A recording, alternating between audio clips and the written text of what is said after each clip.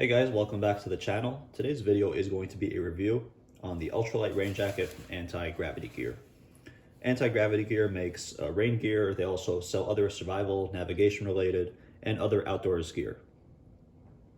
Full disclosure, I did get this rain jacket from them to review. There's no affiliate codes or anything like that. I'm not making any money if you go ahead and click on the link to purchase it. But just to let you guys know, I did get this to test out and share with you guys. So just being upfront. So when you're preparing for inclement weather while staying active during backpacking or biking or other kind of outdoor related activities, it's always a challenge, right? You want something that's water repellent or waterproof. You want something that's going to be windproof, snowproof if that's the environment you're taking it into. And you kind of have to figure out what's your layering process going to be like. You also want something that can be packable, right? Because it's not always going to be raining necessarily. In fact, most of the time you're planning activities when it's not raining, but you need to have that option in case you're in an area where there's inclement weather planned, or you're kind of like in the Pacific Northwest where it's frequently raining, or you might have a sun shower down in Florida. So the second thing you also want is, first you want it to be water repellent or waterproof, windproof, and snowproof, right? Next thing you want is for it to be somewhat packable in case you don't need it. The third thing is you want it to be somewhat breathable, right? Because you are staying active, you are generating sweat, and you need to wait for that sweat to evaporate off your body. And then the fourth thing is you want durability, right? So it needs to be a quality garment, not something that will just rip, not something that's like the cheap $5 Walmart poncho style, something that's quality that can last as you use it through activities where you're active and moving through terrain. Let's say biking, not something that's going to just fall apart on you, not fit properly on you, and it's not going to have any of the features that you kind of desire in a active garment that you're going to be using while working. So after having used this for a few weeks, as well as taking it on a hiking trip, I do think this is a great option that checks off all the boxes of it being waterproof, it's lightweight, it's packable, it's quality, has decent breathability, as we'll talk about, especially comparing the level of waterproofing you're getting, and works very well in terms of my layering process, right? So I can use this for many different seasons, and I can also pack it away, and it's just a very low frills, comes with all the features I need, but doesn't overcomplicate weatherproofing and staying dry. In terms of the material that AntiGravity Gear uses, they use a 70D Silnylon, which is a siliconized nylon. So the silicon is embedded in the nylon material, which renders it waterproof. Let's do a quick waterproofing test just so you guys can see what it's like when I aim a high pressure stream of water against a very small area of fabric and see if it holds up. So with the water faucet turned up all the way and a huge jet of water coming out at a very small area on the jacket, you see everything is staying waterproof. The water is not only beating off, it's completely rolling off, and it's not entering the jacket in any way. And I think that's perfect just to illustrate that if it can stand up to a high stream of water pressure in a very small area, it's definitely going to stand up to rainstorms and any kind of other inclement weather that you would expect. In addition to the waterproofing of the material, the siliconized nylon also has a ripstop weave. So if you guys can see here, and I'm trying to get it to focus, you probably can see that there is the square standard ripstop weave over here that prevents, let's say there's any kind of tears or abrasions in the material, that tear doesn't expand and continue into the rest of the garment. So it's nice that there's a ripstop, that way you could wear it and kind of be more comfortable that this isn't just going to tear in half on you if you snag on a branch or some kind of rock. But having said that, I wouldn't want to abuse this material. This isn't a smock, this isn't like a heavy-duty poncho, this isn't a heavy-duty waterproof rain jacket that you could just wear and not worry at all that it won't get ripped. There is that possibility if you put yourself in bramble and shrubs and branches and anything else like that this could tear. Again, it will be minimized in spots, but then you're kind of losing that waterproofing, and then you got to patch it up. So the best would be if you are wearing this in a prolonged area, either to steer yourself clear of any kind of obstacles that might tear at your garment, or to wear this under a very, very light, extremely light outer garment that's still kind of like a more ruggedized like field shirt that you could wear on the outside, and then have this layer under, so this keeps you waterproof, and then the outside kind of protects you against any kind of abrasions and tears. That's why I do appreciate that they have the pit zips, as I'll show you guys. So that does end the main zipper over here. That does make it more breathable. So in the event that you do wear this under a garment and a layer, you do have some kind of breathability to offset all the sweat that you'll be producing. I did a short hike with the jacket on, and I found that I did get toasty, especially because the day I was hiking was a very rainy and humid summer day. So if you're active for even a short while, you'll generate a lot of heat sweat. I did have to open up the pit zippers and the main zipper just to get some airflow and evaporate the sweat, and that definitely helped. I haven't had the chance to wear this in fall or winter, but I imagine that there's no way it will get as hot as when I wore it in summer on a humid day. The jacket itself is super lightweight. I mean, it weighs like a few ounces. I didn't get a chance to weigh it, but it's basically weighs like nothing. So super easy to stow away and carry. Not even barely know it's there when you're wearing it. Also, it doesn't weigh on you at all. So it's nice that you have that waterproofing without having a massive, heavy-duty garment on top of you, weighing you down.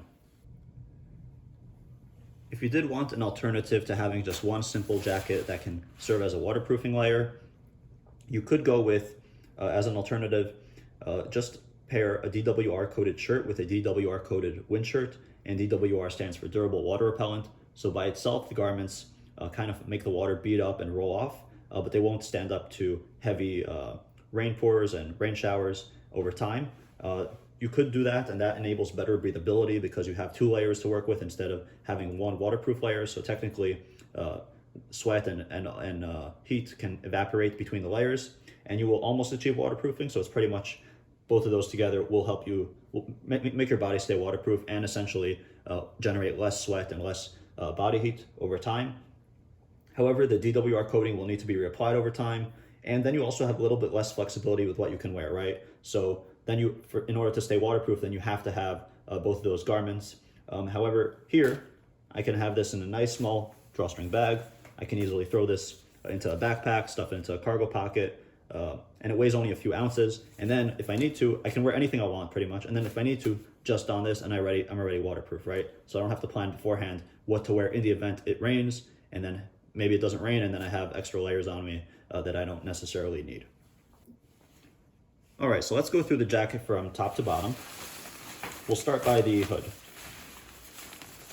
So the hood has a nice and large size to accommodate boonie caps, ball caps. It's not gonna, I don't think it's necessarily gonna accommodate a helmet, but I could be wrong. I just don't have one to show you guys. You also have hood adjusters over here. So you have a piece of shock cord running through the length of the hood. That way you can cinch it down or open it up as much as you want. You do have, and we'll talk about the seam sealing that you guys notice here in a second. You do have a waterproof zipper that runs the length of the garment from the collar area all the way down to the hip. And you have a double-sided zipper, two zippers over here, right? So you could open it up from the bottom to access stuff, pants pockets, enable better breathability. And then you can also roll it down from the top to make it like a quarter open. And then the zipper itself is totally waterproof and also has been seam sealed, as we will talk about in a second. Just to show you guys the fit, it actually hugs you very nicely by the hip area. Make sure wind doesn't come up and chill you from there. The hood is also a generous size, and the sleeves are a perfect length, especially with the Velcro and elastic closure. And the sleeve size itself is also, you see it's nice and wide and generous for accommodating a whole bunch of layers, but it's not obnoxiously big, and it actually helps me have full range of motion, which is definitely a good feature when you're wearing layers out in the field. Let's move on to the sleeves. You'll notice the sleeves are generously sized in order to accommodate for extra layers. However, once you actually put it on, it's not, and you start moving around with it, you'll notice it's not really excessively large. Obviously, it depends on your arm size, but it's not excessively large at all. I do like the fact that you have all this open room here for your arms. No, it doesn't inhibit range of motion at all. It doesn't cause the fabric to like stay glued and tight to your skin. So you do have that nice ventilation just by itself, by it being so large and accommodating for layers. You do have over here a 17-inch waterproof zipper under the arms for ventilation, and I do appreciate this feature. It's very much welcome. You can bring in as much a breeze as you want, all the way down to 17 inches or just part way, halfway, etc. So that was good on them for including that. If it didn't have pit zippers, it probably wouldn't be nearly as breathable as it is with the zipper edition. Down at the sleeves here, the sleeve length, by the way, was perfect. Again, follow the size guide and then ask them if you have any questions. That was super helpful in deciding what size to get. You have a zipper closure over here with elastic built in, so I do like two of them together make for a perfect sleeve fit. Down over here at the bottom, you have a shock cord running through the rest of the hip area, which allows you to cinch down the waist adjustment as much as needed. Then you have the tag here. And then on the inside, you also see the pit zippers for the other sleeve. And then let's talk about the seam sealing. So the seams in here came, they are from the factory bound, right? So they're not taped, they're just bound. And technically there exists a possibility that to minimize any leakage, right? Because of the holes that they prick with a needle, there is a possibility of leakage through the holes, even though that's probably not as common. Obviously, it depends on what kind of rain environment you're in, but it may or may not be common or may not be a concern for you. They went ahead and recommended seam sealing, and it is a $20 service. You can see that they did a very nice job in sealing all the seams.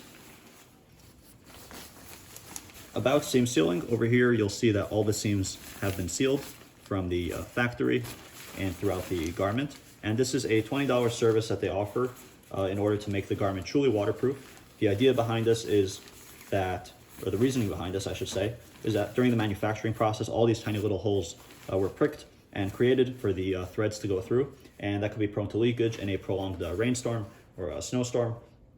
So it's a good idea to get those, even though they are bound, and even though they're bound by the thread and done as tightly as possible to minimize any leakage, it's a good idea to get those seams sealed to truly make this a waterproof garment, because it would really suck if you have a waterproof garment and then it's not waterproof anymore because water goes through these seams. And that's a common issue with all garments that have seam holes. So it's a good idea to get your rain jacket seam sealed. I believe it's $20.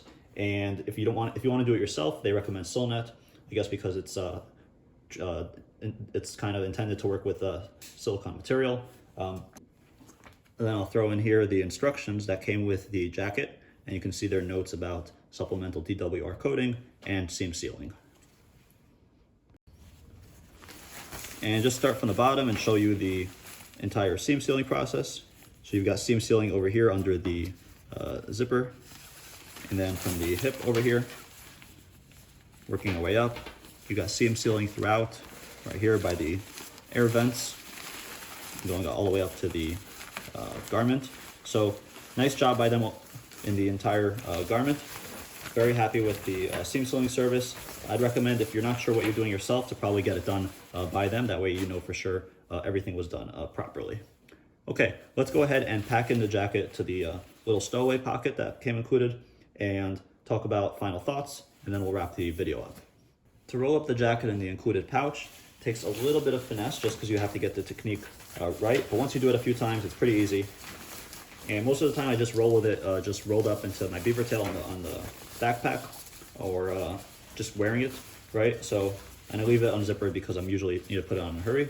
So the idea is you're gonna have the hood folded on itself, have the zippers folded on themselves, and then take the sleeves and fold them on themselves and lay out the garment like so. You're gonna make it kind of like folding a shirt. We'll put this onto the side.